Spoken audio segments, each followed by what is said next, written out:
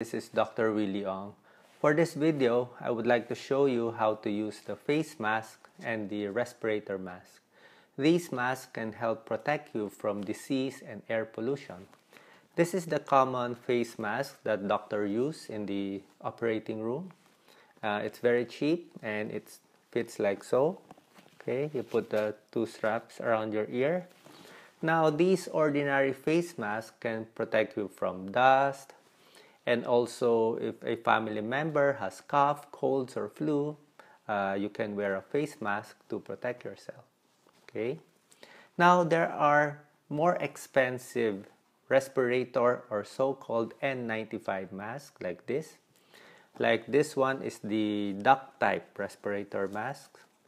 And as you can see, it is more tight fitting like this. Okay, I'll show you how to use that.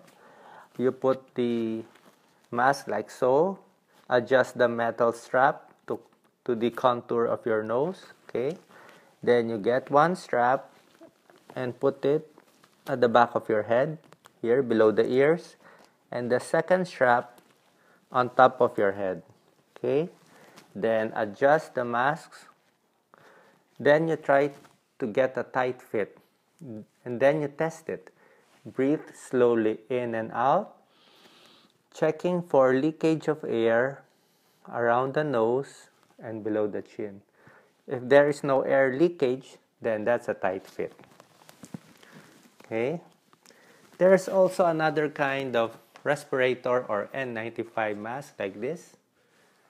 Okay. Put the top strap and the lower strap. So these respirator masks are more effective if you're dealing with serious diseases like multi-drug resistant tuberculosis or epidemics like flu epidemics. These respirator masks can protect you.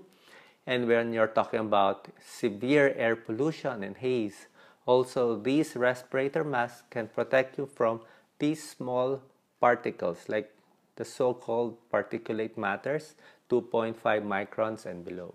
Okay, so my final tip is if you have some time, you can buy some face masks or a couple of these respirator masks. You never know when you need them. It just might save your life. I hope my video helps you today, guys. God bless.